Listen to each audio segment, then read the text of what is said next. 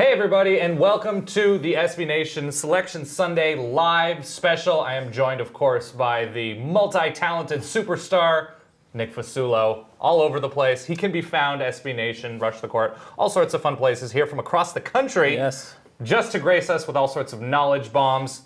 The bracket is out. There's a region of death. There are regions that are a little bit less morbid. What was your initial reaction to seeing the bracket for the first time? I think all our initial reactions here in this studio was gasps.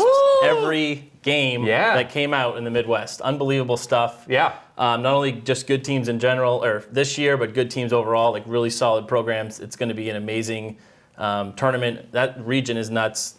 Wichita State did not get any favors. No, your initial reaction, you're like, wow, they really want to get rid of them. Make Wichita State work for this. And they're going to. I mean, there's a lot of blue bloods in that region. It's not going to be easy. All right, well, let's start with the Midwest. We're going to get to all of the regions. We have coaches, we have SB Nation writers, editors that are going to be coming on and talking in depth about their teams. But let's do a deep dive with the Midwest. You were surprised at the just sheer talent. Louisville's a 4.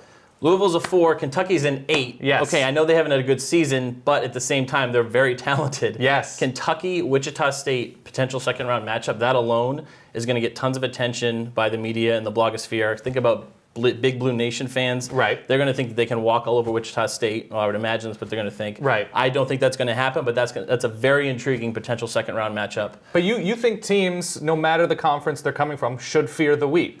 You're a I keep saying Michigan State, Wichita State fan, not apologist, but you are somebody that is saying that Wichita State could get back to where they were last year. I'm on the bandwagon. I was on well before people started saying that they shouldn't be a number 1 seed.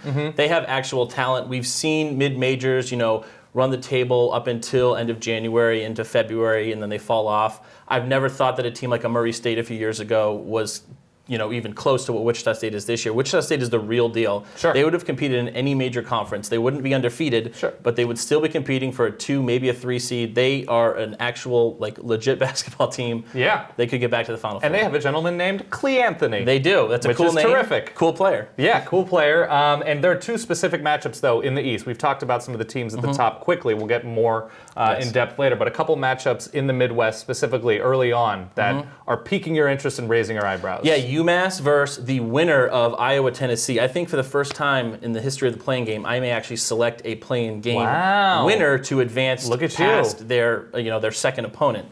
Iowa and Tennessee, 2 teams that have been streaky this season. But also top 15 coming into the season by most publications. Tennessee has a lot of talent. Yeah. I actually like Tennessee to win that game. And they may be peaking right now, They're peaking right now. They're playing their best basketball. They're playing really to their potential, though, not really exceeding expectations. Right. Kind of doing what they should be doing.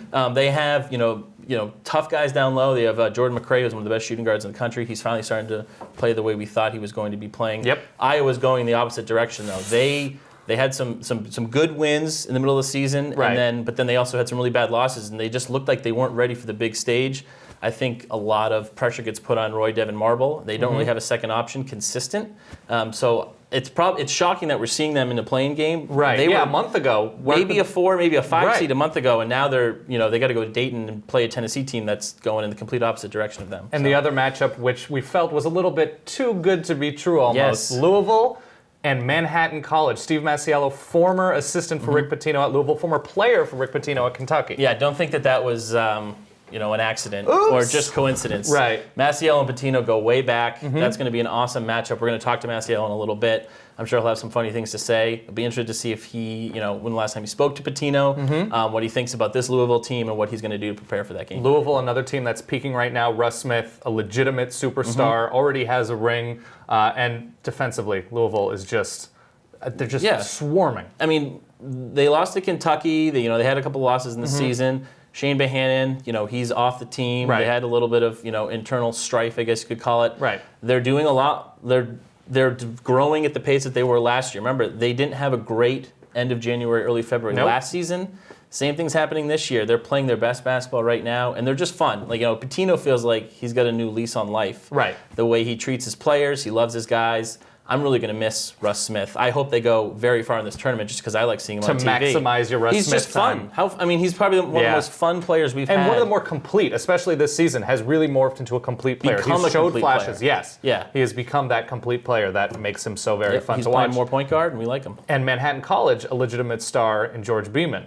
Yes. They've got a score. They're talented, and Steve Masiello, because of what he's been able to do, they beat Iona in their conference championship. He is now one of the hotter names just as a coach with what he's done. I mean, unfortunately, that's a tough draw for them. I think, it's going to be an interesting game leading up to it. I do think Louisville will advance. I think they'll be just fine getting past Manhattan. But at the same time, Beeman's a legit scorer. They do some nice things. They play in a conference that doesn't get a lot of attention, but they play in front of really hostile crowds. Their matchup or their rivalry against Iona, sells out every time. I mean, they're not going to be afraid of the spotlight. Right. But I just think the talent difference there will, it's going to be noticeable. We should also mention that Duke and Michigan. Oh, yeah, Duke. Two teams that can go very, very far in this tournament because they do some very specific things very well, especially on offense.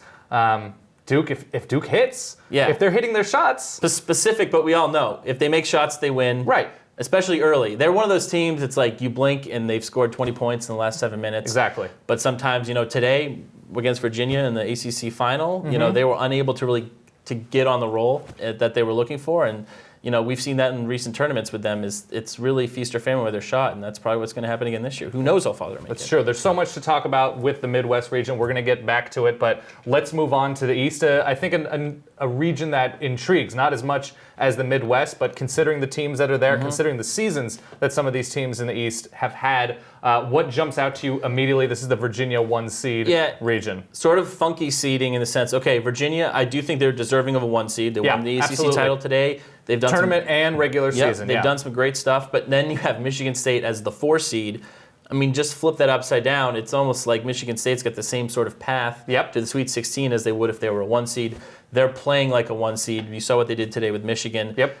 Again, we were talking about this earlier. They haven't really played at full strength all season. They're playing at full strength now, and they're playing like the top 3 preseason team that we all expected them to be. It's amazing how coaches like Tom Izzo and Rick Pitino have teams peaking in mid-March. Yeah, that's why they're How does that happen every year?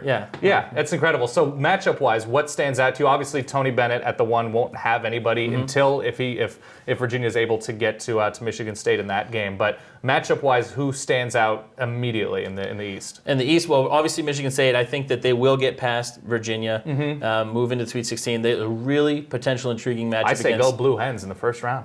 They're not going to do anything now. Other people wanted that, but I wasn't digging it when you saw them go against Michigan State. But Iowa State on the other half of that region, that's a great potential Elite 8 matchup. I know Villanova fans are going to have more to say about that.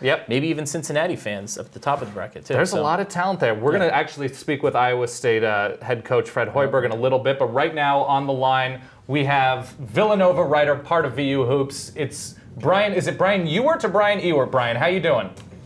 Yeah, Brian Ewert. I'm doing great. How are you guys? I guessed right on the first try. We're doing fantastic. Where are you calling from today? What hemisphere? What country? I am in an undisclosed location in Central Asia. Wow. See, this is an international selection Sunday. So Villanova, obviously, they get. It was an expected 2 seed in the East. What was your initial reaction upon seeing where they were seated, who their path might include? Yeah, no, I think everyone was kind of expecting the 2 seed after Villanova lost that game to Seton Hall in the Big East tournament.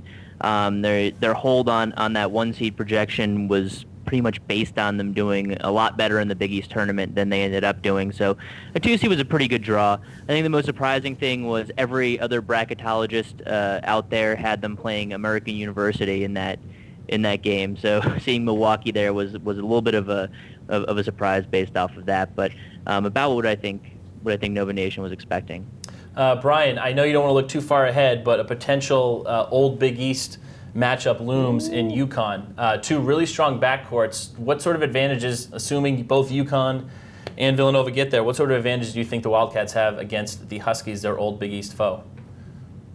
Yeah, I mean, I think there's still a lot of familiarity between the 2 teams and between the coaching staffs as to what they do, and that sort of gives you a little bit of an advantage going into a game like that. And Villanova has really played well on defense this year, except against Creighton. So not a lot of people have that matchup. Yeah. So going into that game with UConn, I think that there's a good chance that Villanova can plan for it, assuming that's what they get. And the other option, obviously, there is St. Joe's, which would be another fun one for Villanova fans as well. So, Brian, how do you grade out not only the job that Jay Wright has done this season for the Cats, but where the team is right now? Are you confident in this team and the level at which they're playing, or is there concern that perhaps maybe they're a little too one-dimensional with the outside shot? Where is your confidence level? Yeah, I think my confidence level is as good as it's ever been with the Jay Wright team going into the tournament. They really have played harder than I've seen a lot of teams play at Villanova in recent years, and that's not to take anything away from the 2009 team or the 2006 team, who I think both played an excellent brand of basketball. But this team just seems to really give it all on defense and plays a very interesting offense. Where they share the ball a lot more than I've seen in the last couple of years. So, this is a team that when they are firing on all cylinders, they can beat anyone, and when they're not, they can lose to anyone too. So, Brian, thank you very much for your time, and by all means, get some sleep, get some rest. You have a lot of writing, you have a lot of work to do ahead of you, and good probably luck. a big meeting tomorrow. And probably a huge meeting, and good luck to your Cats. all right, thanks, guys. Thank you. All right. Thank you very much to Brian. Of course, check out all of his work on VU Hoops. We are now joined by Iowa State head coach Fred Hoiberg, the newly minted number 3 seed Iowa State Cyclones. Coach Hoiberg, how are you feeling right now? What was your initial reaction when you saw your path? Well, doing well. First of all, we're excited to be back in it.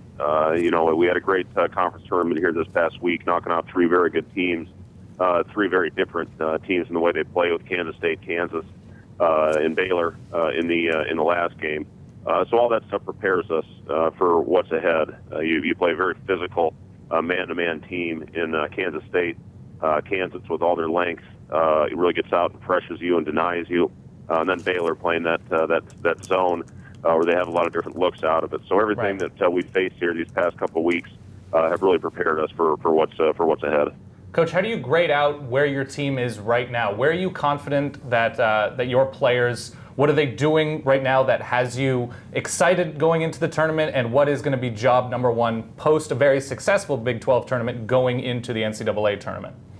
Well, obviously you want to be playing your best at this time of year, and we feel that we are playing very good basketball right now. It's a confident team.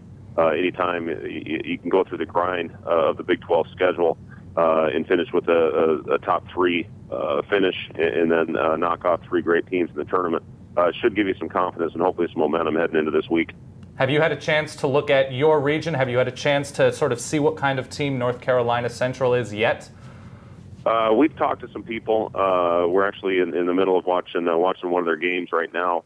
It looks like a team that is very, very good, very well coached, first of all. A team that will really mix it up on you. It's a very balanced team with an excellent score in Jeremy Ingram, averaging over 20 points per game. Got a great setup guy in Chapman. He's got a great assist-to-turnover ratio, averages almost 7 assists a game.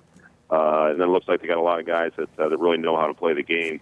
Again, it's any team that's playing basketball right now is playing very good. And you just got to go out there and put a game plan together, and hopefully your guys follow it, and you can go out and play well. Coach, thank you very much for your time, and good luck in the tournament. Yeah, thank you guys. Appreciate it. All right, that was Coach Fred Hoiberg. The mayor. Now we have a very special treat, and Iowa State has been playing really good basketball. Yeah. That's going to be a fun team to watch, so go Clones. We have a very special treat. We're going to have some fun. You don't have to look at our faces, at least for the next few minutes, because we have our very own Nick Stevens to analyze a very important bracket, and that would be the bracket of life. All sorts of important things. Nick Stevens, please, by all means, start grading the matchups.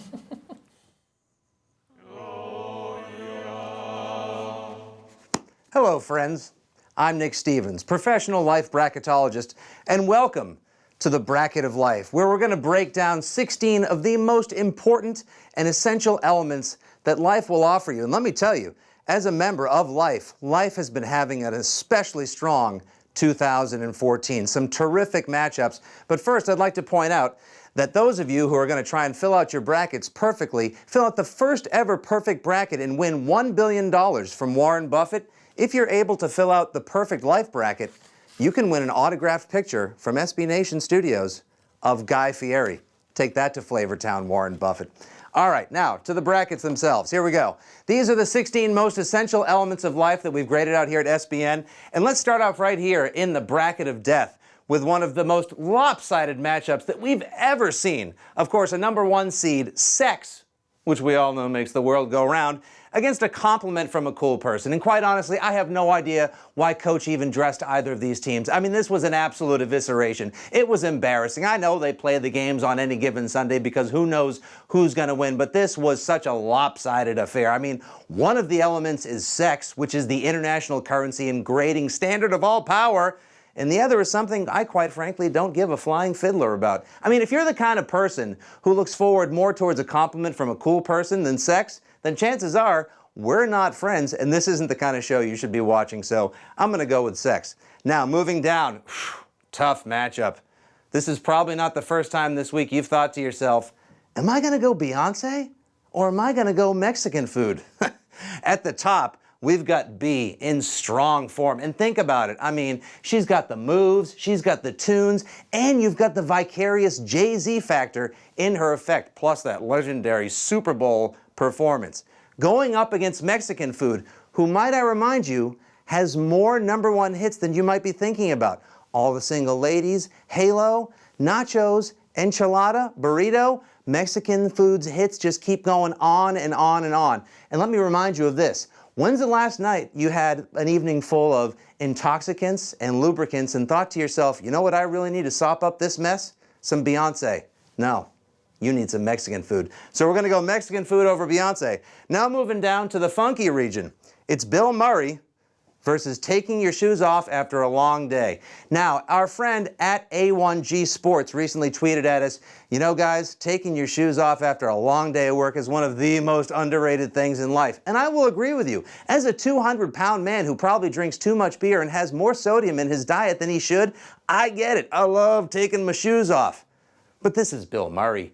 He is the human epitome of cool. He is the word unique. Look it up on Wikipedia. It's just a picture of Bill Murray from Lost in Translation. People, in this matchup right here, one of them was in Caddyshack, Stripes, and Groundhog Day, and the other is taking your shoes off. Casino hands, all right? Bill Murray. Puppies versus failed videos. What a 2 versus 3. I mean, this is all that is good and bad in the world. I mean, you throw in like some cute cat pics and some Justin Bieber hate, and that right there is the internet, my friends. Think about it. This is everything that's good and bad in all of us. Puppies represent everything that's good in this world. They're so adorable. They make us so happy. And fails? Well, they're great, but that's just us taking in junk food. That's just us laughing at the failure of other humans. You know, I think Matthew McConaughey as Rust Cole in the final episode of the great show True Detective said it best. Once there was nothing but darkness. Right now, light's winning. Rust Cole, me, you, and puppies. Switching over to the other side, here's a lopsided 1 versus 4 if I ever saw one. Pizza versus the perfect commute. Now, I live in New York City. A perfect commute to me is not bumping into some hipsters, nobody passing gas on the train, and me getting there in 35 minutes or less while maybe rocking out a podcast or reading from my ebook. A lot of you guys out there sit in your cars and you struggle with why you're there. Why am I in traffic once again? Well, you know what, folks? Do you know who's there to fix that bad commute? Your old friend pizza, the sex of food, that which makes all people in this world happy. Who doesn't love pizza? You show me someone who doesn't love pizza, and I will show you someone who is not completely enthralled by everything by Dan and the other Nick are saying in that other studio. Folks, this is an absolute whipping if I ever saw one. It's pizza over the commute. Sleeping in versus Mario Kart. They're both kind of the same. They really represent ideals. Sleeping in is all about doing things at your own speed, having an office space kind of day, okay? Whereas Mario Kart, that's just kicking back and playing video games. And Mario Kart is one of every chillaxathoner's favorite kind of games to play. Sleeping in, that's something most of us that have obviously very important jobs don't get a chance to do very often. It's a squeaker. Call them the Wichita State of this bracket right here, but we're going to go sleeping in. Summer versus a snow day in front of a fireplace. Summer is the ultimate ideal, people. Barbecues, cold drinks, your friends. National Bring Out the Cleavage Day. That's for you guys. You're welcome. You can thank me later. Versus Snow Day in front of a fireplace. It's kind of nice. Maybe toast some marshmallows, put your Tootsies up, warm them up when you don't have to go to work. But it's really kind of something you do when you don't have to go to school. And we're all grown up, or at least we pretend to be. I'm going to go with summer because that's the kind of boy that I am. And finally, cold beer versus road trips. Now, it's not a road trip whereas you can just say like, oh, I'm just going to drink cold beer, so it's a no-brainer. I'm going to go with road trip. No, it's the idea of the road trip. Looking forward to it, broing out, windows down, listening to your favorite song versus cold beer. I don't need to tell you why cold beer is awesome, because it's cold beer. But on a road trip, you got tolls, you got traffic, you got someone who doesn't like to wear deodorant because they read a report online that said it maybe gives you Alzheimer's. That is the last thing you want to be dealing with. Whereas cold beer, that is the cause of and solution to all of life's problems. People, it's 5 o'clock somewhere, and in the studio, it's cold beer o'clock. So there we have it, folks. Sex, Mexican food, Bill Murray, and puppies going up against pizza, sleeping in, summer, and cold beer. That is our Elite Eight. We'll be back to rock it down to a Final Four in the bracket of life. Dan, other Nick, take it away. Wow. That was a lot. That was Hurricane Stevens. Went through the bracket. That was unbelievable. Any thoughts when you look at the first round matchups that were, what was the toughest matchup for you? I mean, sex usually wins out. Usually you just write it out. But yeah. I touched Beyonce once. Really? At a concert. Yeah, about 10 years ago. Does that affect your decision in that matchup, Yeah, though? we had a moment. Sure. I know they're in the same pod. She can't shut up so about that's you. difficult. Yeah. But, a couple people have said that to me. So, we have had a moment. It was about 10 years ago. I was still in high school. I was a little boy. So I'm a little partial to her. But, yeah, Mexican food is still winning that for me. But you can get sick.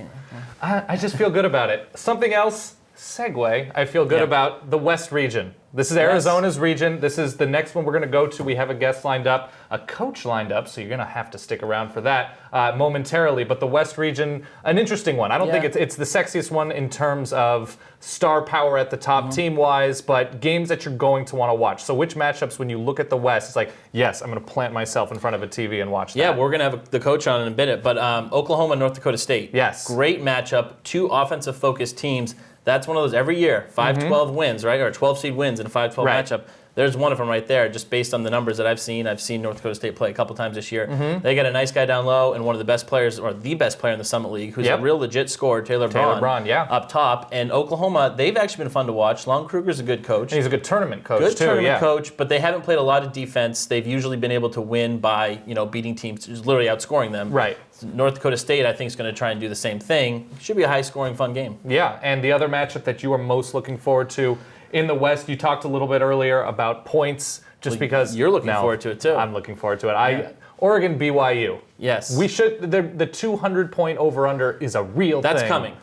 It could be happening. BYU's missing Kyle Collinsworth, who's their second leading scorer, but both teams' philosophies is to score and not really play defense. Right, exactly. It's not so much that they're just offensive focused teams, they're just bad defensive teams that are good at scoring. Yes. Oregon's playing their best basketball right now. They started the season undefeated. They were out. They didn't have Dominic Artis. He comes back. The chemistry of the team is a little in flux. Right, they had a lot of transfers. That's what Dana Altman has been doing. But now they're back playing basketball that is impressive. They beat Oregon to close out the regular season. Right. I like them to advance, but I also Arizona. They beat Arizona. Yeah, they beat Arizona. Oregon beating Oregon. There's a story. I'm going to cut you off right there because we do have Saul Phillips on the phone with the aforementioned Bison, and I know I pronounced that correctly, of North Dakota State, who are now in the tournament officially. A very fun team to watch, a team that scores. Coach, how are you doing? And what was your first reaction upon seeing your seed and possible path? Well, first of all, SB Nation's got more street cred in Fargo than any other media outlet. Nice. Yes. Flew to Fargo to talk to us yesterday. I got all day for you, brothers. My reaction was like it always is. You're so excited to see your name up there, and then it's oh man, we got to play Oklahoma. This is going to be a challenge. But I know this. I've watched them on a limited basis. I really like their big guy inside Spangler. He's just a glue guy, and they've got some guards that can really go. It'll be all we can handle. But you know what? We're goofy enough to think that we can get some things done. How do you feel about your team tonight? What is it that you feel confident in? What is it about your players? What are they executing particularly well right now? And what is going to be, you mentioned the bigs for Oklahoma, what is going to be job number one now that you've seen a little bit of tape, you'll continue to watch tape, and then you'll start practicing for this week? Well, it's two really offensively efficient teams. I think they're 17th in the nation in offensive efficiency. We're somewhere right around there as well. As far as what I feel good about us, we're leading the nation in field goal percentage, and so that gets you off to a good start. That means you haven't had a whole lot of really, really bad nights. I don't worry about our guys shrinking in the spotlight. They're battle tested. They've been through it. They're old, wily veterans at this point. You got one and done programs out there. We're a 5 and done program here. We redshirt a lot of kids, and we've got an old basketball team by college standards. So, those are what you're hanging your hat on if you're us. And if as you look at them, again, you got guards that can really go. They push very well in transition. They've got a presence inside with Spangler. By the way, they got a Hall of Fame coach, which so much for out coaching them, that ain't going to happen. So we'll do what we can. One of the things you just mentioned is field goal percentage and how good the Bison have been just simply putting the biscuit in the basket. One player you're particularly fond of, I know, is Marshall Bjorklund. What is it that makes him so special? What is it that makes him so efficient in scoring? Well, he's got the softest hands and the softest touch that you'll ever see on a kid his size, and that comes directly from throwing pigs around on the farm his whole life. Literally came from a pig farm that they have, at any given time, 3,000 pigs on the farm. That's a lot of pigs. Yeah. Best pork chops I've ever had was at his home visit, and I asked him one time, I said, now, Marsh, you're raising these pigs, but you're going to kill them. You ever have one that was, had a little sparkle in his eye and was really, really cute, you got attached to? And he looked at me and goes, no, that was it. So he's got an assassin's heart, too, which I guess works out pretty well.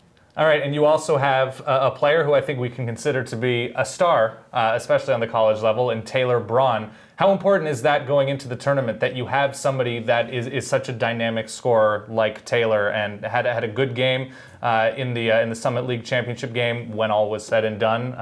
What is your confidence level in his ability playing on this bigger stage? Well, he really struggled in our finals game against IPFW until it really mattered. Yes. And he was able to calm himself down. He made every big play down the stretch. The thing that Taylor's got going for him in a game like this is that athletically he can do some things that Big 12 athletes can do. A lot of times you see, players from our level that are really, really good in our league. Taylor's game translates to playing against bigger, stronger, better guys just because of some of the things he can do at 6'7". Very quick off the dribble.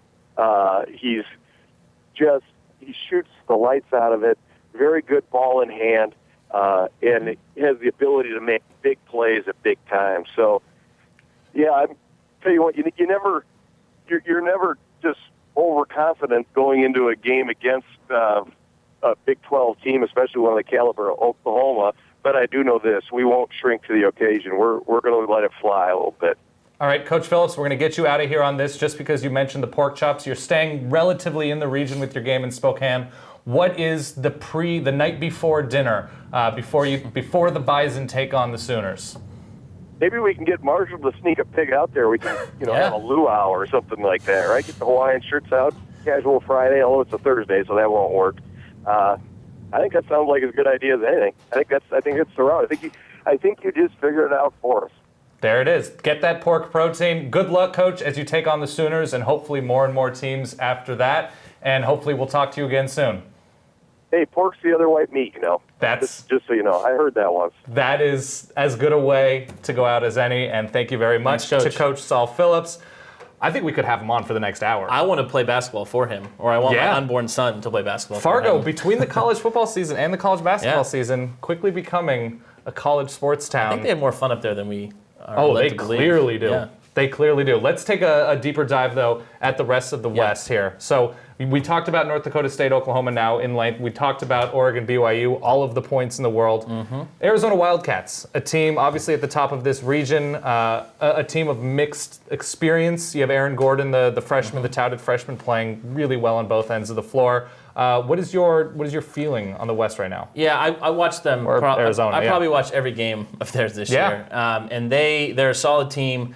A lot of people knock them for not having a lot of depth. I think that's sort of like an overstated, argument to make. If you have a rotation of 6 or 7 players that don't get in foul trouble and can play and are conditioned with a very good coach, then what's the big deal? Yes. Their second round, second, third, whatever we want to call it. I'm calling it the second round matchup against a potential matchup against Oklahoma State is scary. Remember, they were a team again that had a rough winter, preseason top 10. Marcus Smart, one of the best players in the country. And now they're here as a 9 seed or an 8 seed, I believe. And they're a really talented team. I mean, and they're athletic too. Every Oklahoma State team I've ever seen has been physical and they're athletic. Yeah. And that will match Arizona's, personnel. So that'll be an interesting game if it happens. But I still think Arizona moves on. I think this bracket it's a pretty easy run for them, more or less, if they can get past Oklahoma State. In general, the Wildcats are a blast to watch. I love watching Nick Johnson play. I do think Brandon Ashley is a little bit of a loss. As that glue guy forward, He is a glue guy. Tarzewski isn't the best defender down low. I've seen him get out-muscled and scored on by other, traditional postmen. Sure. So that could cause a problem for them. But again, this bracket doesn't really have a lot of those players, so I think that they're going to be okay, to get to at least a regional final. Down on the other side, I think Creighton, again, I wasn't that big on Creighton. I love Dougie McBuckets. Yes. I mean, he is the best player in the country. Absolutely. Can't take at that least away. The best pure scorer. Yeah. I mean, he's a blast to watch. Therefore, Creighton's fun to watch, but I still don't really like their makeup, but they kind of have a decent draw here. I mean, Wisconsin's good. They could definitely lose to Wisconsin. Wisconsin isn't the best defensive team that we've seen. And not the best recent tournament team either. In the Bo Ryan era, this is probably the worst Wisconsin team on defense. They're more focused on offense this year in the past. And coincidentally, though, offensively, it's one of the more dynamic offenses that Bo Ryan has had. It is, and they are fun to watch. They run really good half-court sets. They have a lot of guys on the perimeter that can beat you. Kaminsky, their big man, can step out. Nigel Hayes, remember that name if you haven't heard it. So Aaron Kraft was the point guard that everyone hated in the Big Ten for 4 years. Sure. Nigel Hayes is going to be the power forward that everyone in the Big Ten is going to hate for the next 4 years because he's just physical. He's like a football player, but he's going to be real tough for the Badgers, and they're obviously their opponents. Yeah. So we have San Diego State, Wisconsin. We mentioned Creighton, Baylor, sort of peaking right now as well. Baylor playing good basketball, playing really good basketball, and they get Nebraska ball. They get Nebraska They ball. get the wave that is Nebraska One of ball. the last, I believe, if I'm correct, probably one of the last at-larges to get in. They had Ohio State where they wanted them in the Big Ten tournament and lost. Maybe they're looking at a 10 seed or something if they win that game. Right. Not that big on Nebraska from what I've seen. They had some nice wins in the middle of the season. Kind of a good story. Not a traditional tournament team. And here they are. But I think Creighton can get past Wisconsin, play Arizona in the regional final, and then Arizona will probably advance. And San Diego State, a team that has been deep into this tournament recently under Steve Fisher, but offensively not putting the fear of life into real anybody. likable team. Love Steve Fisher. Love what they're doing down there. He's turned that program around. I mean, they're one of the most fun teams to watch. But they're always defense first, offense second, but their offense is really bad this year. If they get behind, they're going to be in trouble. They're not shooting their way back into games. They're not running their way back into games. No. All right, fair enough. We are now joined, I believe, by Mike Rutherford, SB Nation's one of our college basketball editors, and of course the editor and just all-around great writer for Card Chronicle on the SB Nation network. Mike Rutherford, how are you doing, and what are your feelings on Selection Sunday? Yeah, I'm doing okay in the sense that it's Selection Sunday. I'm not doing well as a Louisville fan after seeing the 4 seed, but still all good. Happy to be here. All right, and when you saw that Louisville was the 4 seed, not just a 4 seed, but a 4 seed in the region of death, seeing Michigan, seeing Duke, and of course seeing Wichita State ahead of a Louisville team that, granted, is playing fantastic basketball right now. Russ Smith has been a revelation, really not surprising a ton of people. But in seeing the possible path that Louisville has in getting back to the Final Four, getting back deep into the tournament, is it fear? Is it confidence? Is it acceptance? Where are you right now? I don't think it's fear when you look at the way that Louisville's been playing over the past 2 or 3 weeks, but I think it's a little bit frustration just because, I think most Louisville fans didn't expect to get the 1, but they thought they'd be a 3 or maybe have a chance to climb up to a 2. 4 was really surprising, even though some bracketologists, even our own Chris Daubertine had them there. It was still a little bit surprising because you thought they'd get a little bit more, credit for the fact that they just won their last 3 games by a combined 100 points. in their last 4 games by a combined 133 points against, 3 ranked teams included in that group. But yeah, it's more the matchups, I think, that makes people upset than it is the actual seed. You've got Wichita State, who's undefeated and who took Louisville right down to the wire in the Final Four last year. Michigan and Duke are both highly rated teams in all the computer rankings. And then you've got Kentucky there, right, which is a terrible matchup for Louisville. As much as Louisville fans have enjoyed UK losing 10 games this year, it's not a good matchup for Louisville. And if they were to play in the Sweet 16, it'd be in Indianapolis, where Louisville would otherwise have a huge crowd advantage. And if Kentucky's played the opponent there, that's not going to be the case. I mean, they're going to gobble up those tickets, and they're going to dominate that venue the way they dominate every venue. So, I mean, that's as much of a bad break as anything for Louisville if Kentucky is able to upset Wichita State there in that round of 32 game. Mike, not sure if Pitino has said anything since the bracket has come out, but yesterday he's talking to Andy Katz after their win, and he's pretty sure of himself that they're a 1 seed. He may have been stretching a little bit, but he clearly thought that his team was, one of the top 4, top 8 teams in terms of seeding. Has he said anything, or what do you expect his reaction to be to this 4 seed from them? He hasn't said anything yet. I know they always watch the game in private. I think they do it a little team thing, and usually somebody there will have a video of him that ends up making it the rounds, in a couple hours or so. But, he did say that right after the game yesterday that he thought Louisville would be a 1 seed. He kind of qualified it a little bit after the game when he was asked about those statements, saying, I think we deserve to be a 1, but I don't think we will be a 1. But then he said, I think we'll be a 2 or a 3. But, I think he'll come out and say that he's surprised. I don't think there's any question about it. It's eerily reminiscent of the situation that Louisville was faced in 2005. They were number 5 headed in the Conference USA Tournament in the AP poll. They won it. They beat Memphis on their home court. Everyone sort of thought they would get a 3 or a 2. Some people talked about maybe having an outside shot at a 1, and they ended up a 4 seed. And that year, Pitino basically came right out and said, we don't agree with it. We're kind of upset. We have a chip on our shoulder. And they ended up making a run to the Final Four. And I'd expect to hear, similar statements along those lines this year saying, we feel like we deserved a better seed, but, we're going to play good teams anyway. So he'll kind of toe the party line. But I think he'll also maybe give a little bit of a hint that he's not very happy with the committee's decision. Mike, when you look at the Midwest itself and the possible path Louisville might have if they're able to get by some talented teams in the Midwest, what types of teams, which teams do you feel like are specifically built to give Louisville a hard time?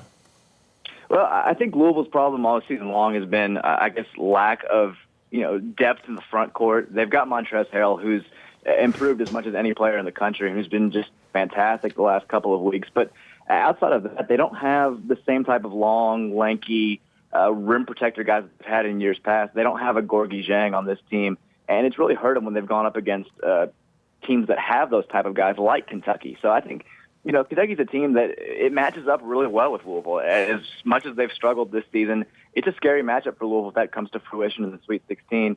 Michigan last year, they have a lot of the same guys that took Louisville to the brink in the national championship game. Athletic wings, guys that Louisville maybe has trouble matching up with, and, bigger guards. That's the other thing. Russ Smith and Chris Jones, as fantastic as they are, they're both right around 6 feet. Jones is 5'9". Russ is, 6 foot if you're being generous. They're small guards, and they struggle against bigger guards sometimes that can defend well and keep them out of the paint. Michigan and Duke have those types of guys, and so does Kentucky. I think, there are a lot of reasons to be, a little bit upset if you're a Louisville fan just because of the matchups. Right. The 4 seed is one thing, but the matchups are a whole different issue. All right, Mike Rutherford, thank you very much for your time, and we hope to speak to you again soon. And on a very similar note, we are now joined by Manhattan College head coach Steve Masiello, whose school is taking on the very Louisville Cardinals that he himself used to coach, playing against a coach and Coach Pitino that he used to play for while at Kentucky. Coach Masiello, first of all, congratulations on making the tournament. And second of all, what was your reaction upon seeing the team's path, the team's matchup in the first round, kind of a special one? I don't know about special. I wasn't very happy about it, that's for sure. They're playing as well as anyone in the country right now. I was actually thinking they had a chance to get the 4th 1 seed, if not a definite 2 seed. Right. I have no idea how they're a 4 seed. It's just one of the biggest shocks I've seen since I've been involved in college basketball. All right, but your school is playing good basketball right now, coming off of a conference tournament championship. Where do you feel like Manhattan is playing well right now? Where are you confident in the execution? And what is going to be job one in preparing to play against a very, very tough Louisville Cardinals team? Well, I think we're doing some good things on our end. I think what we're doing a good job of is our style of play. We're really getting teams to play kind of on our terms is how we put it. And that's something we did a good job of in our conference tournament to get teams to really play. We're coming in with a defensive mindset of trying to really take away what you do well and make you go to your kind of plan B or C and not letting you come at us with your A game or utilizing what you do best, so to speak. Louisville poses a lot of matchup issues for us in a variety of ways, besides the obvious of them just being a terrific team and with obviously a Hall of Fame coach in Rick Pitino. Their style, one of the things that is a big strength of ours is our style. It's not very many teams are familiar with it. The problem with this matchup is Louisville plays a very similar style, right. So they know our style very well. So that's where it's a little tough at times, and we have to understand that. But that being said, we got to come in with a defensive mindset of what we're going to do and understand our game plan, understand what they do well, and not let them do what they do, so to speak. And I know that sounds kind of remedial and obvious, but it's really that's what it comes down to, and that's a lot easier said than done. You mentioned Louisville being familiar with Manhattan's style, but that also means that you are familiar with Louisville's style and how to play against that. Is there something that you can take away from your experience, not even simply coaching for Coach Pitino, but also for being exceedingly familiar with Louisville's players, or at least some of their players? Is there any advantage? Is there any confidence that you have based on having more than enough knowledge of this Louisville team? It's funny. It's one of those things because you know it so well. It might actually, it's like, wow, they're this good, But on the flip side of that, it's what I do understand is, really what they like, what they don't like, and those type of things. And, it's one thing for me to know it, and I can know as much as I want. It's another thing for us to go out and do it, and that's what we have to concentrate on. Me knowing it doesn't really mean much. Being able to, convey that to my players, and my players being able to carry that out on the court. I think the whole country knows what Louisville likes to do. Everyone knows they're a great pressure team. They want to turn you over. They want to get to the three-point line. They want to get out in transition. Everyone knows that. That's no secret. Right. But no one's been able to stop that. Do I know Russ Smith a little better than the next guy? Yeah, maybe. Do I know Wayne Blackshear a little bit better than the next guy? Yeah, maybe. But I don't know if that really matters because they're so good at what they do. It's very, very hard to stop them. All right, Coach, well, we're rooting for you. It's March. All sorts of fun things always happen, and you have a legitimate star in Mr. Beeman, and good luck this week. I think a lot of people are expecting a lot of big things from Manhattan, actually.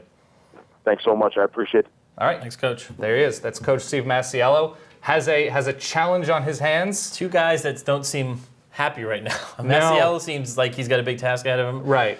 Mr. Rutherford feels like, 4 seed or whatever, but just the matchups for Louisville right now don't really sit in their favor, in his opinion. So yeah, that was interesting. I still think, Manhattan, it's a bad draw, but they're one of the more fun teams. They're one of the teams you want to root for because of the way they play. But yeah, it's tough. But no, he's right. It's not a great matchup for them. And another good point that he made was, okay, so he knows how Russ Smith plays. Yeah. Russ so Smith's does everybody. He's still a pretty good player, so it Right. doesn't mean you can just stop him. There's no secret sauce to that. I mean, you still have to lock down on D, and that's challenging. Yeah, no, and in a sort of a lighter way to transition, we're going to go back to Nick Stevens because we have moved on to the Elite Eight of the bracket of life. There are matchups here that I had a ton of difficulty with. A lot of people around the office had no idea how to go A against B once it got to the Elite Eight. Let's go back to Nick Stevens now for the bracket of life. No. Still can't find Wofford. Oh, well. They'll find themselves, I guess. Hey, guys, welcome back to the Bracket of Life. Thank you for participating in our social media outreach. Of course, you can tweet us up at SB Nation and tell us who you think has the best chance in this, the Elite Eight of the Bracket of Life. Now, we're going to head to our first matchup right here. Sex versus Mex. Now, somebody who has the Twitter handle at Bulgy Like a Moose, I know, I too am shocked it was available when he went to register it, said that Mexican food pulls its starters at halftime. This one isn't even close. Sex versus Mex. Let's look at it this way, okay? One of these things is completely essential to the continuation of the human race. The other is sex. Now, sex is pretty impressive, as we've talked about it before. It's what we all want to attain. It is so almighty and powerful. It is the feeling of pleasurable God-likeness. And the thing is, if you really boil it down, guys, when you have sex, oftentimes you want to have mechs. But it's not too often that I have mechs and then want to have sex. So in this matchup of the proverbial Duke of life, which is sex, versus, we'll call them the Gonzaga of the life bracket, if you will, Mexican food, it's a tough one. It probably goes about 37 of the 40 available minutes. But in the end, sex pulls away from mechs. So sex as a 1 seed works its way out of the top bracket. Now, the matchup that you guys have all been waiting for. Bill Murray versus puppies. Our friend at SB Nation, Rebecca James, says her money is on puppies. You know, Rebecca, so was Michael Vick's once. It can be a little dangerous. I'm just saying, Rebecca. I'm just saying. Now, here's what you have to think, okay? In this certain situation, you have to think WWBMD. What would Bill Murray do, okay? Just when you think he's going to go left, he's going to go right. When you're looking for some zig, he's going to add a little dash of zag, all right? Bill Murray would want you to take the puppies, okay? Don't hassle him. He's local. He'll still be there. He'll show up at a Cubs game. He may sing karaoke with you one day. He may take you out for sushi and then never say a word to you again. But he knows that we need puppies, people, all right? They're just too important in this world going to Hades in a handbasket. If we're going to Hades in a handbasket, that handbasket best have some puppies in it, okay? Thanks, Bill. Appreciate you playing. Gunga, Gunga La Gunga. Now, moving over to the other side. Pizza versus sleeping in. Come on. The kind of people that sleep in, of course they want pizza, but the kind of people that eat pizza don't necessarily always want to sleep in. I know one may beget the other, but does the other necessarily beget the one? Think about that. That was a little Bill Murray. That's a carryover effect. We'll discuss that later on. This one's really not even close, people. It's not even really worth discussing. Come on, it's pizza. Pizza, like we said before, is the sex of food. So we'll go with the international favorite, and moving down below, somebody get Zack Snyder on the phone. Hold off. I don't think the world can handle Batman versus Superman. We've got a superhero for matchup right here, folks. Summer versus cold beer. Huh. Talk about going hand in hand through the bracket of life. Can you imagine a summer without cold beer? Can you imagine enjoying a cold beer without summer on the horizon or right there underneath you in your short pants and your man flops? Come on. I hate to have to make this kind of choice. Summer's coming, and after this New York winter, we really need it. But I don't know if I can face another day without a cold beer. That's my first of the 12 steps that I'm going to need to take to make it to the Final Four. Folks, it's sex, it's puppies, it's pizza, it's cold beer. I think I'm just going to keep retweeting that all night long. Sex, puppies, pizza, and cold beer as we make our way to the Final Four. Dan and Nick, as they say in the proper sports broadcasting world, back to you. Wow. That's a final. We should be so lucky with the actual tournament. It's getting hot. It's getting real hot to have a Final Four that potent. Let's talk about the Southern region. Let's talk about the South. A region that if they played this a month ago, you'd be like, yeah, wow, that'd be fantastic. Yeah. Even still, Florida the 1 seed, the overall 1. You have UCLA who is playing good basketball of late. Very good basketball. Very good Don't basketball. undersell them. Sorry, excuse me, Westwood. They win the Pac-12 tournament out in Vegas. You have a VCU team who you wish they were a little bit healthier at the moment. A Stephen F. Austin team, and this is the VCU-Stephen F. Austin matchup that is one of the two in this region that piques your particular interest. It's another 5-12. Yeah. Stephen F. Austin has won 28 games, I believe, in a row. They don't play in a very tough conference. That seems like a good thing. They only beat Incarnate Word by 2. Oh. So, it's not like they have a lot of, big-time wins, but Right. a 28-game win streak is a 28-game win streak. And they are a pretty disciplined team. They execute on offense. Both teams, VCU and Stephen F. Austin, do a really good job of turning you over. Right. Obviously, we know that about VCU. They play havoc. Now, the difference here is Melvin Johnson, the best, really most consistent player on offense for VCU, is out. He missed the championship game today against St. Joseph's. Having an MRI on Monday, who knows if he'll be in the tournament at all. But the offense for the Rams, they're not that good this year. They're really, really reliant on that full court defense. So if they're able, and if that's not clicking, with their most consistent player hurts. And Stephen F. Austin's offense is decent. So if they can get into a half-court game, I really think that Stephen F. Austin has a chance here to win this game. VCU just isn't at full strength. Right. They never really were. Again, kind of like San Diego State. Defense first, but the offense, is still playing has to be from decent. behind. Yeah, that could be trouble. And the other matchup you are particularly interested in, and I think everybody is at this point, Ohio State and Dayton. Ohio State takes a step back this year. They've been sort of 1, 2, 3 in that range recently. Aaron Kraft is back for the 417th consecutive season for the Buckeyes, but Dayton, a team I think a lot of people like. They have Archie Miller, Sean Miller's brother, at coach. Yeah. They play good basketball. They do. They started the season off really well out in Maui. They got a good couple guys that can shoot. Ohio State's, they're a good defensive team. I've always waited, okay, Aaron Kraft's your first, he's not even your first option. He's your point guard. He's the face of the team. LaQuinton Ross has come on as a legitimate scorer. Yep. But after that, I don't really know who they have. Shannon Scott is not consistent. Right. Lenzel Smith takes a lot of three-pointers, and a lot of them don't go in, it seems like. Yeah. Down low, those guys haven't really developed as we thought. A lot of those guys were, McDonald's All-Americans, and they haven't really developed the way we thought. So I think Dayton could pull off the upset here. Again, they kind of had a rough winter as well. They were on the bubble. They're in.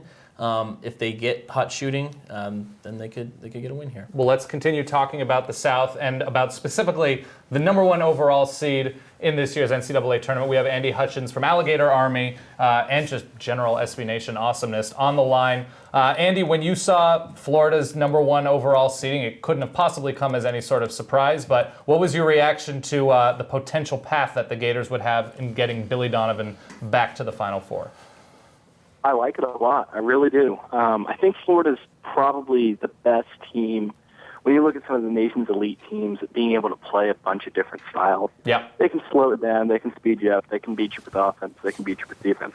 So it's really hard to find a bad draw for Florida. But, you look at that South. Kansas is a team Florida already beat once this year. Syracuse is a team that's been a little bit listless of late. UCLA is a team that, even though this team this year has played really well, UCLA has struggled against Florida in NCAA tournaments before. And granted, that was with Ben Howland, not Steve Alford. But, these aren't teams that really scare Florida a lot. And then even if you go further down, Pittsburgh is Pittsburgh. I can't say too much more complimentary about Pittsburgh than that right now. Colorado beat Kansas earlier this year, but Colorado's not playing with Spencer Dinwiddie anymore. Right. VCU is a team that Florida has played the same sort of style as for a while, and obviously Shaka Smart was a Billy Donovan assistant, so, there's some familiarity there. And then, Kansas being the best team in that bracket and being on the other side of that bracket sets up really well, I think, for Florida to get to the Elite Eight. And then, Syracuse or Kansas is the top 2 seeds in the Elite Eight. Either you're getting a team that's maybe not been playing the best of late in Syracuse, or a team that's maybe not been playing its best of late in Kansas, and you don't know whether Joel Embiid's going to be around. I think it sets up really well for Florida to finally make this Final Four run with these 4 seniors. Andy, you may not have an answer for this because they've only lost 2 games and they were, in November and December. What do you think the blueprint is, or what are a couple ways that teams could beat the Gators? Or is there anything that they're susceptible to? They seem so well-rounded, but there's got to be something other than just a really cold night, from beyond the arc or something that could upset the Gators. Do you have anything in mind that you've seen over the season where they could, be vulnerable? I think the way to beat Florida is honestly to take a lot of threes and hope that those threes go in. Yeah. We've seen Florida give up some pretty hot nights over the course of the year. Auburn took Florida to the mattresses twice, really, because it was really hot for 3 both of those nights. And we've seen UConn and Wisconsin both, take down Florida, granted without Scotty Wilbekin for all of that Wisconsin game, for the critical moments of that UConn game, basically by shooting them down from 3. And I think if you can get a bunch of threes against Florida's defense, which is really hard because they close out hard, rotate well, and do all the things you want a perimeter defense team to do, I think you can knock them down. But, getting the threes is the hard part against Florida because they're just so technically sound everywhere on defense, and they have so many guys who will never, ever be hustled for anything, it's really been incredible to watch this year as I've watched this team. Andy, when you look, everybody that looks at Florida knows the situation. They have a championship coach. They have experience. They have skill all over. They have age. You have upperclassmen on this Gator team. What is Florida doing specifically very well right now going into the tournament, I guess, execution-wise? And what is it, even through all the wins, that you're still a little bit worried about, maybe beyond teams just simply getting hot? Is there any Achilles heel that you see when you look at the teams that they could potentially have over these next couple weeks? I think the thing Florida does best is sharing. And that's not just sharing the ball on offense. I think they do a really good job of rotating and coming to each other's aid on defense and doing the sorts of things that you want a really unselfish basketball team to do, whether it's going to the floor and getting these burns on the floor for whatever loose balls around or getting the tough rebounds against really tough competitors underneath. But the thing I think you've got to worry about with Florida is the foul shooting. Florida did not shoot very well from the free throw line in this SEC tournament. It has been sort of vacillating between being really, really good from the free throw line, as we've seen them be in a couple of games, notably at Kentucky, and then bad from the free throw line. I think Florida's got several games this year where they've been right at or below 50%. The two things with Florida that you really need to worry about if you're going to worry about anything are perimeter defense and free throw shooting. And of those two, I think the Achilles heel is the free throw shooting.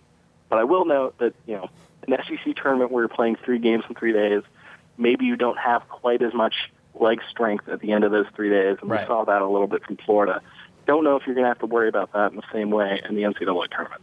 All right, well, his name is Andy Hutchins. The site is Alligator Army and, of course, SB Nation. Andy, thank you very much for your time, and good luck to the Gators as they hope to tear themselves into the South region. Thanks for having me. Thank you, Andy. All right, we didn't touch on it before, and I'm not all that worried about Florida, at least over the course of the next week or two. Yeah. Kansas Jayhawks. Fun to watch. Very athletic. There's an unknown. There's an unknown quantity, whatever, down low. I mean, Perry Ellis.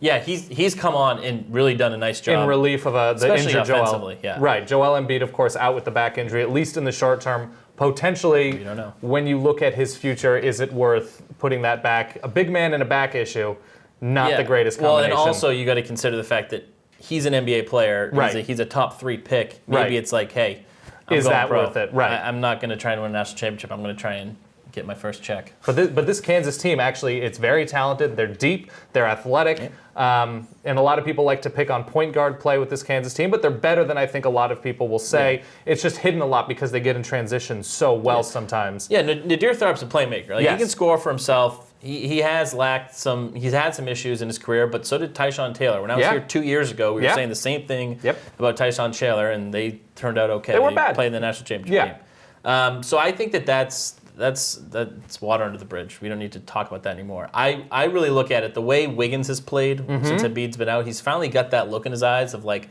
I can dominate and I need to dominate.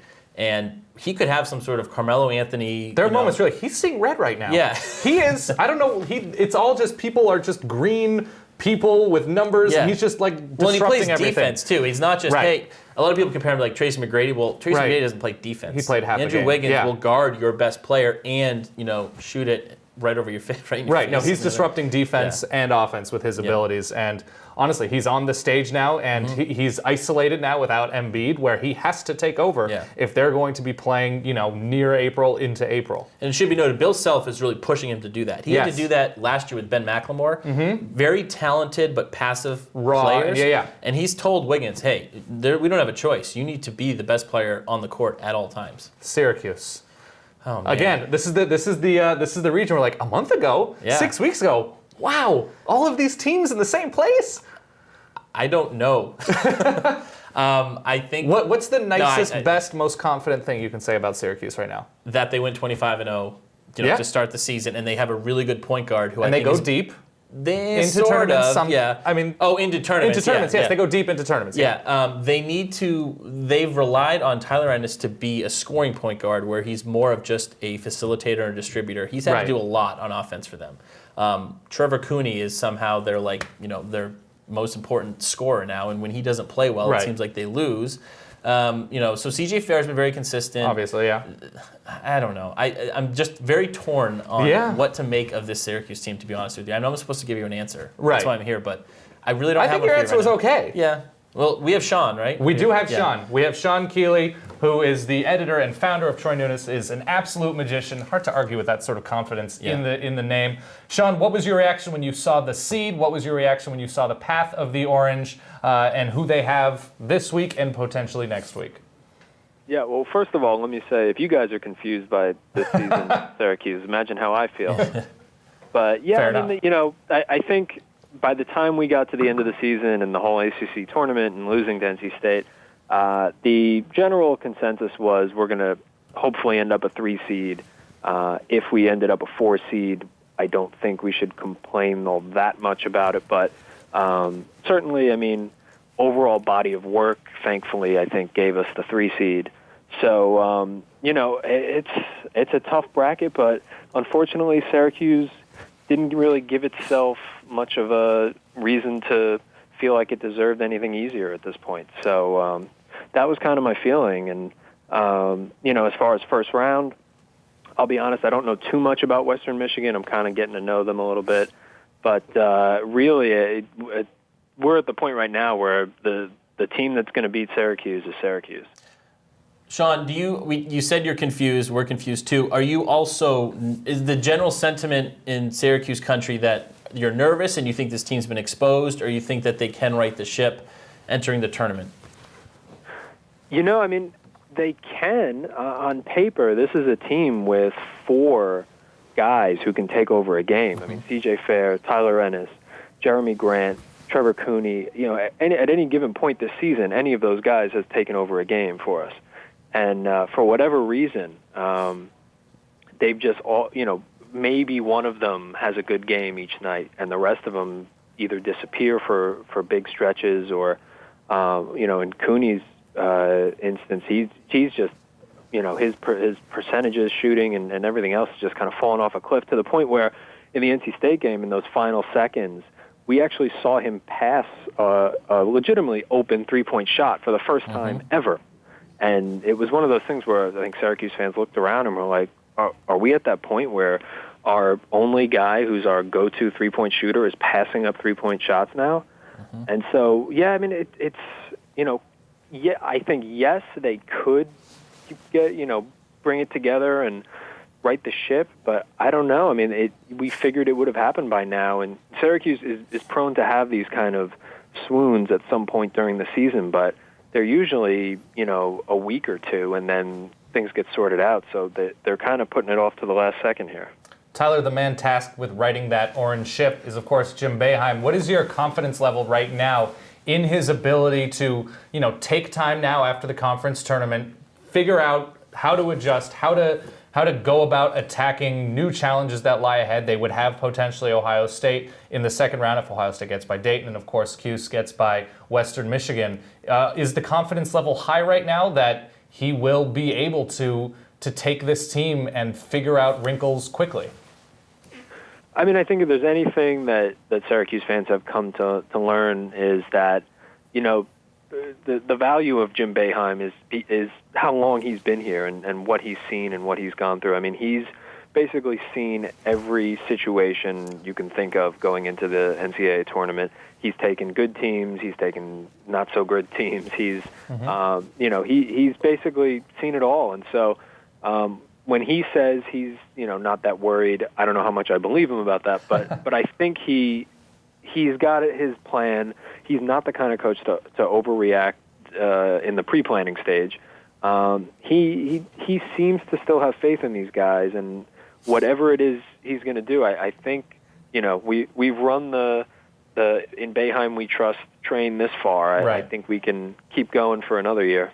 Sean, I wish you nothing but sanity and calm these next couple weeks. I don't know what to tell you. You hope that they get back to what they look like in December, in January, because a Syracuse team, as much as the zone bothers all sorts of dumb man-on-man purists, is still fun to watch when it's working. And just be safe out there, Sean. Be safe. Just let us cover the spread once. Just once. Fair enough. All right, Sean, thank you very much for your time. Syracuse. Yeah. Yeah, poor guys. One of the more intriguing teams. Yeah, going into the certainly. And one of the more intriguing people that we have here in the SB Nation studios is our very own Nick Stevens, who is deep into the bracket of life. We are down to a Final Four.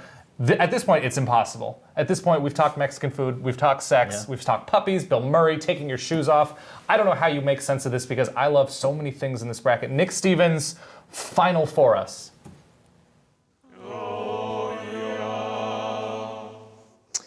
Welcome back to the Bracket of Life, friends. I'm Nick Stevens, your professional life bracketologist.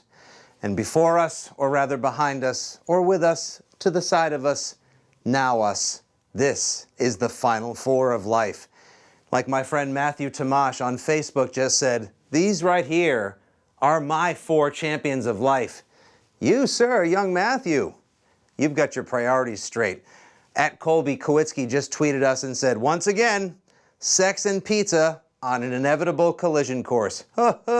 Hold your 140-character horses right there, Colby. We got some bracketeering to do, if you know what I'm talking about, all right? Let's look right here. We've got Duke versus Florida. Sex and puppies. I know these two things don't normally go together, right? This is chocolate and peanut butter full of cuteness and raisins, right? Let's think about it. We've got passion versus puppies. We've got cuteness versus coitus. Either way, in the finals, we're doing it doggy style. Come on, put it in. It's all right. Don't worry about it. We'll get to that later, okay? Sex versus puppies. I mean, I don't want to live in a world that doesn't have puppies. But at the same time, would you want to live in a world that doesn't have sex? Think about it. I don't think you can. I don't know if you can. I don't know if we're going to have to, okay? It's a tough call.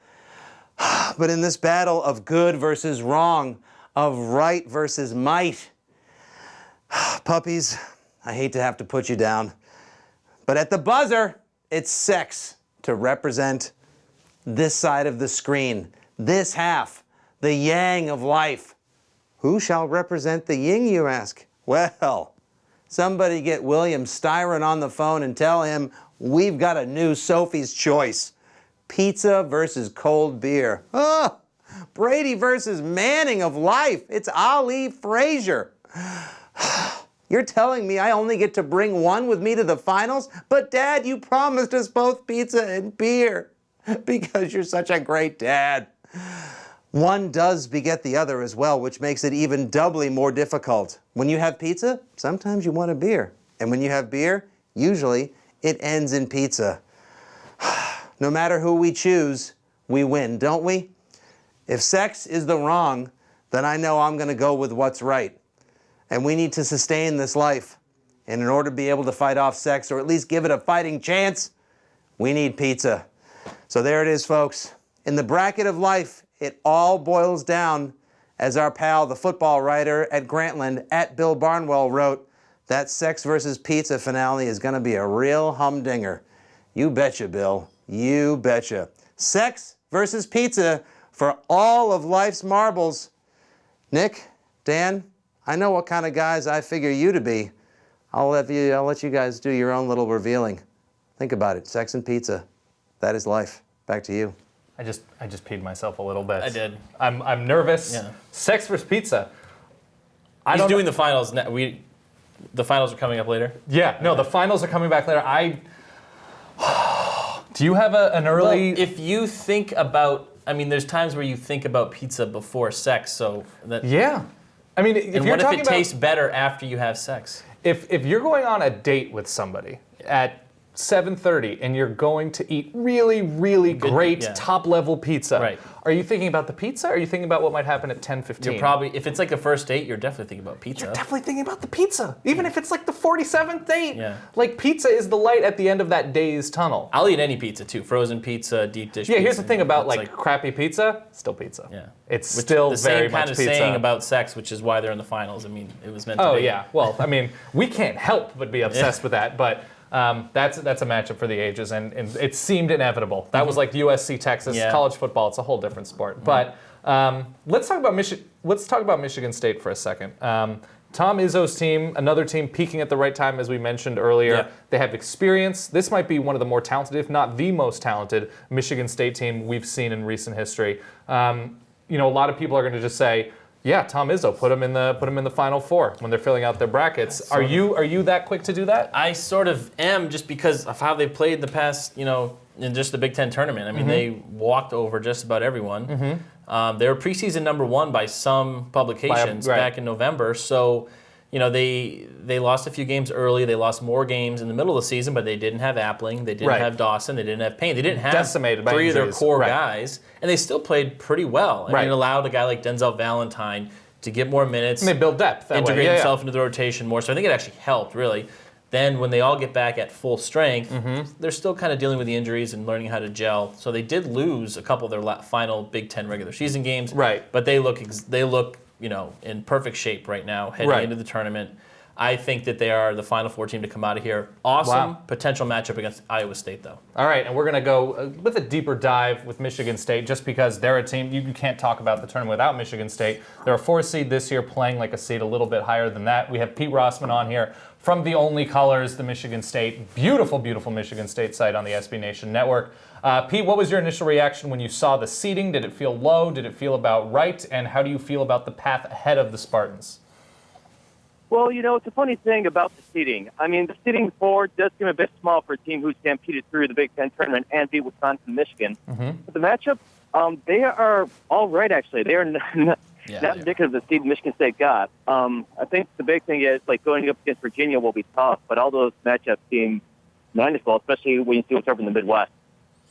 Pete, I read an article on your site a couple weeks ago. I think it was when the regular season ended. You guys seemed to be a little bit apathetic and unsure of what this team could do, and you weren't quite sure if it could play the way it was playing in the Big Ten tournament. Have you completely, reversed course here, and you're feeling pretty good about the Spartans right now?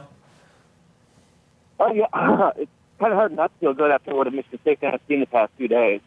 I'm personally saying this because, one, commentators rarely off ad nauseum, and the club does kind of seem to rankle Michigan fans, but everybody's finally healthy now. Keith Appling striving to the hoop strongly that he was in the non-conference season. Brandon Dawson, the Big Ten tournament MVP, just looks like his old self again. Everything's sort of coalescing at the right time, so it's really exciting. I could not be happy about the team right now. Assuming you guys get to the Elite Eight, I don't want to think too far ahead. Who on the bottom level of that region scares you the most? Is it a Villanova, or is it an Iowa State, or maybe even a UConn? North Carolina, without a doubt. North Carolina, interesting. Why is that? Because they're sort of the bogey team for MSU. In 2005, the North Carolina team with Sean May completely blew out MSU in the Final Four. 2010 national title game, North Carolina completely blows out MSU. Look at this year. North Carolina had lost to Belmont the game before. What's he saying? Still beat MSU. They are a complete bogey team for Michigan State for whatever reason. And it's just a weird feeling. Even though they're the 6th seed, I was kind of hoping they'd be on the upset side. All right, and beyond the health, getting back to form for the Spartans, what is Michigan State doing right now? How was it beyond just having their guys? What did they do particularly well, to your eyes, in the Big Ten tournament that allowed them to stampede everybody? Honestly, they went back to being a timeless team. They started rebounding again. Because in the past, for a lot of the season, they seemed to be a really perimeter-oriented team, right a lot on threes. And they got into some games, but they crashed out others. Like you saw against Northwestern, against Michigan today, they completely out-rebounded both these two teams, which is something that the Michigan State fan I had not seen in months. So it's a lot of getting back to basics, just getting the ball out from this shot, putting it back in the hoop. Because Michigan State did not shoot well from three today, and their offensive rebounding completely failed. All right, fair enough. His name is Pete Rossman from The Only Colors. Pete, good luck as you watch Sparty make their way throughout the tournament, and hopefully we'll talk to you again at some point soon.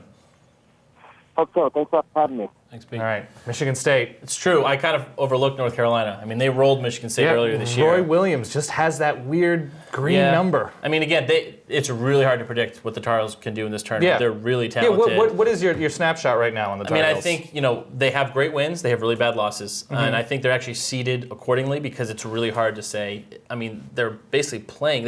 At their best, they're like a 2 or a 3 seed. Right. But at their worst, they're, on the bubble, really. They had some really bad losses, but they also had a great non-conference schedule that they took advantage of. So I think if the right UNC team shows up, I mean, they will definitely challenge Michigan State. They could Talent's come out of the clearly bottom there. Absolutely, yeah. All right, fair enough. And on the note of talent, who is, to you, if you're forming a team with guys around the country, and you're like, X will give you 28 points and lead this team to victory? Is it Andrew Wiggins? Is it Dougie Buckets? Dougie McBuckets? Who is it? I got to go with McDermott just because what I've seen. I saw him in person at the Big East tournament this weekend. He actually seeing him in person really confirms to me, he does a much better job of taking what the defense gives you. Yes. He can actually score. If you slack off, he shoots. He really can shoot and score anywhere on the court. He gets to the basket better than I initially anticipated. Obviously, Wiggins can too. But I think just the consistency from McDermott, I mean, he's averaging 25-plus points for the past few weeks. I think I would start with him. Let's talk Rick Barnes. There's no easy way to transition from excellence to Rick Barnes. To mediocrity? Well, they made the tournament. That's something. Yeah. Okay. Rick Barnes has had talented Texas teams that have not done all that much pretty consistently come March. This year, I believe they're a 7 seed going against Arizona State, a talented Arizona State, if not a bit of an uneven Sun Devil team. This Texas team, is there a reason you feel this could be a different year for the Longhorns? Well, like you said, they're in the tournament, so it's different right there. I guess Rick Barnes is off the hot seat a little bit. I think defensively, that's their strong suit. Offensively, they've been really inconsistent. They have a decent backcourt. Cameron Ridley lost a lot of weight, and he's actually developed into a pretty solid front court player for them, and that was kind of the reason why they had a pretty good start to the Big 12 season. Big win over Kansas. I think they've been a little bit quiet over the past few weeks. The Big 12 was really tough, though. So who knows? Maybe just that competition. Getting out of the Big 12, being battle tested. And quickly, Arizona State is good, but inconsistent. Sure. Jahi Carson could take over the game and win that by himself, but that whole team could just blow up, and Texas could advance. Who knows? We'll see what Good Peter for says. Texas. Yeah, we do have Peter Bean on, speaking of all things Burnt Orange. From Burnt Orange Nation, it's Peter Bean who has been covering this Texas team far too long for anybody to remember, but he does a fantastic job on the site, on the SB Nation Network. Peter, what was your initial reaction when you saw the seeding, when you saw it was Arizona State, and when you saw a potential path for the Longhorns this next week or two? The Longhorns got screwed again. They not that big a deal, but what really chapped, watch my language, really upset me was seeing Baylor on the 6th line playing in San Antonio. Right. And Texas heads to Milwaukee as a 7 seed and plays Arizona State. And, Baylor's a team that Texas beat twice, once in Waco and once in Austin. Right. Baylor beat us in the Big 12 semis. But, the season should matter. And, Texas lost 4 of its last 6 down the stretch, but 4 of its last 6 were on the road. And winning in the road in the Big 12 is very difficult to do. On any kind of objective analysis of Baylor's resume versus Texas, Texas should come out ahead. But here we are, we're playing Arizona State. They're a good team. Not a great matchup for Texas. We can't overwhelm them with our front court length and their experience as well. Texas is one of the 10 youngest teams in the country. So it's kind of a tough draw. They've got a 7-2 center. Right. Not bad. That helps. That's length. Even more prolific shot blocker than Ridley and Ibe, our 2 twin towers, and Jahi Carson is, he's a NBA level point guard who can burn. I tell you, this is the best first round matchup in terms of point guard battles. Isaiah Taylor, Texas freshman point guard. If you haven't seen him, he's a burner, and so is Jahi Carson. So it should get up and down the floor. It should be a fun game. All right, there you have it. Peter Bean from Burnt Orange Nation. Looking forward to the matchup, feeling Texas did get slighted a bit because, honestly, they proved themselves to be the better team head-to-head against Baylor. But good luck, Peter, and hopefully we will be seeing some Burnt Orange in the couple weeks to come. Thanks a lot. All right, and now... really the most important part of this whole show. Really the most important, what it's been all boiling down to, the final of the bracket of life. I'm not even fully expecting Nick to have his shirt on in our second SB Nation studio. He's running around drinking whiskey. Yeah, Nick, walk us through this most impossible of matchups.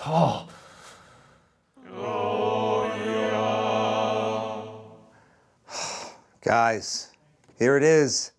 The ultimate matchup. Something that was written and baked on in stone. The ages have spoken, and they have presented to us the ultimate battle. Sex versus pizza. It all comes down to this.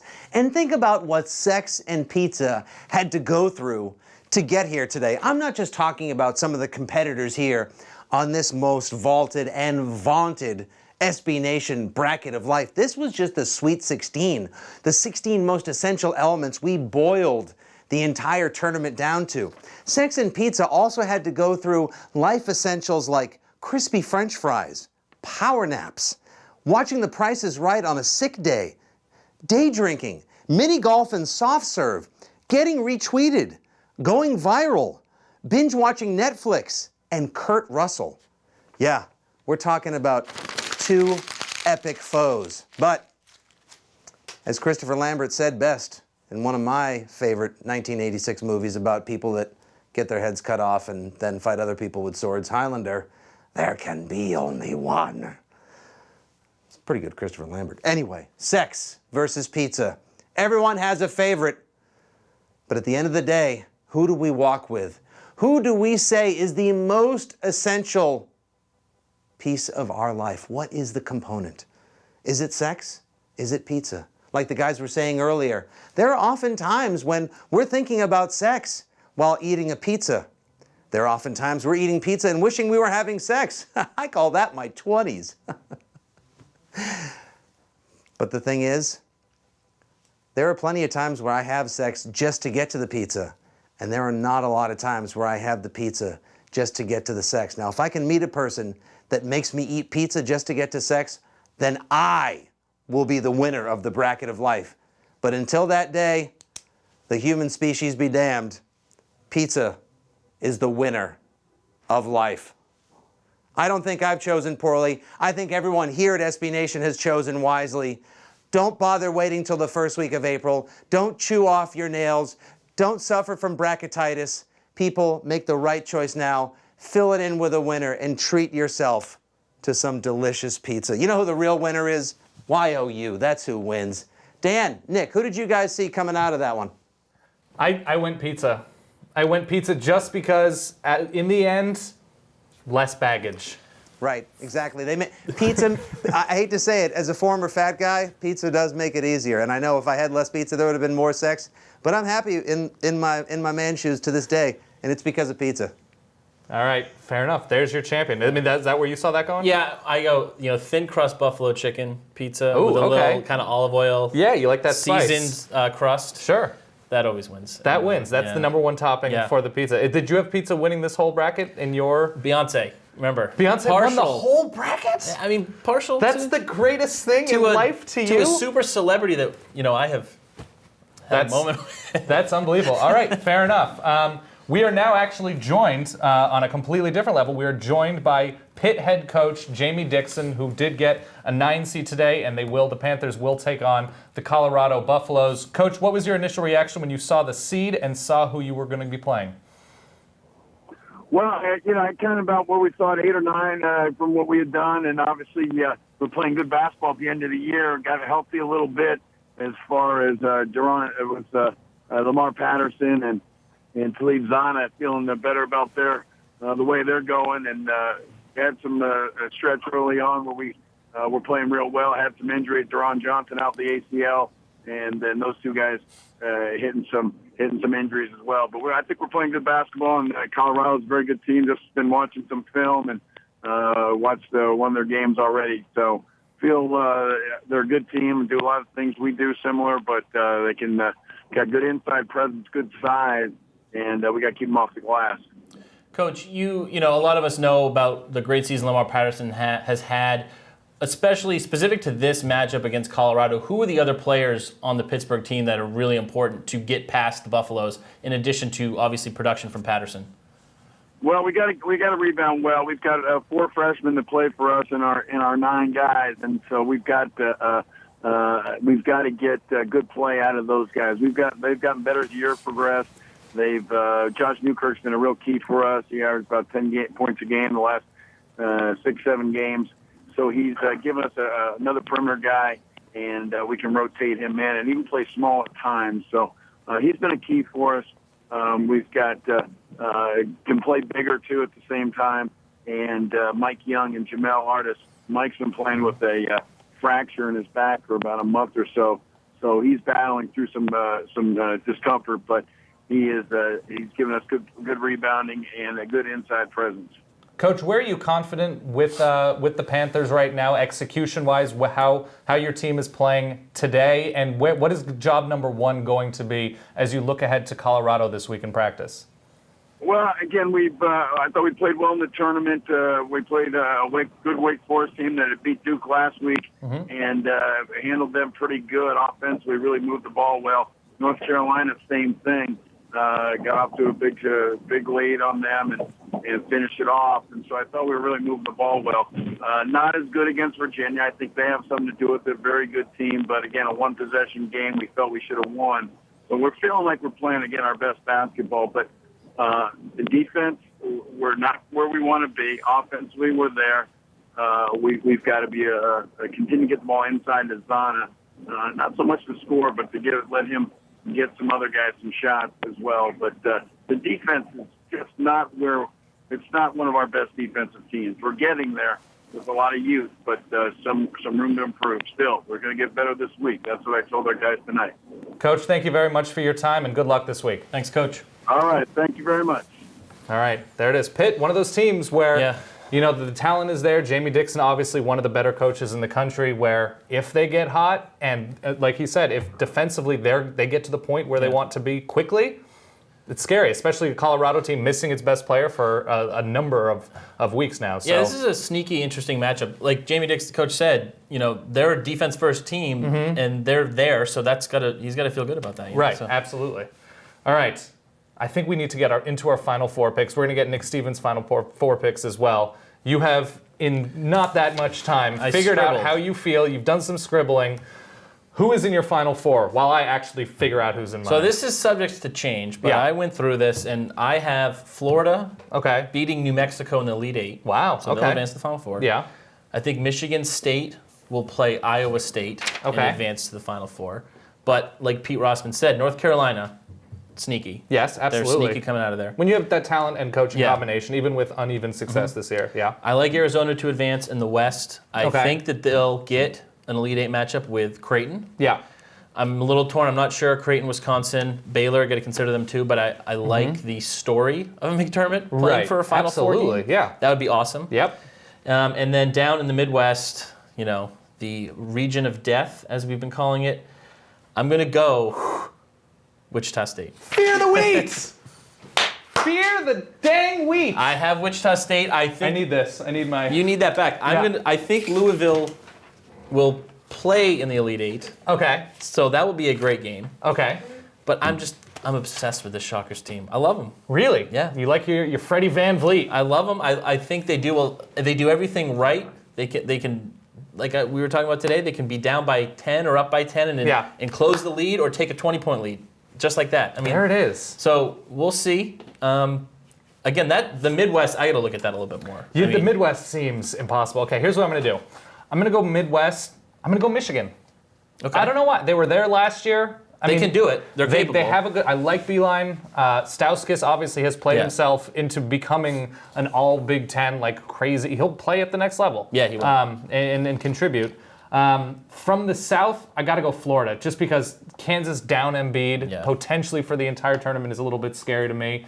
And I like UCLA, but Steve Alford in the tournament, as talented as UCLA is, I'm not ready to fully trust him. Will be a fun game, though, if it gets there. Yeah, I like Tony Bennett, but the depth into the tournament thing for me, like this Virginia team, winning the regular season, winning the ACC tournament, has proven more than enough. But, gosh, from the East, I'm tempted to go No, I'm not going to. Bryce Cotton.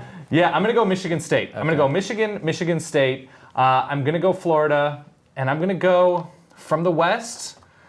It seems, Wisconsin is a 2. If Wisconsin's the 2 in your region, you're in a pretty good place. So I think we're going to see some bearing down from Arizona. So Arizona, the Michigan schools, and Florida. Okay.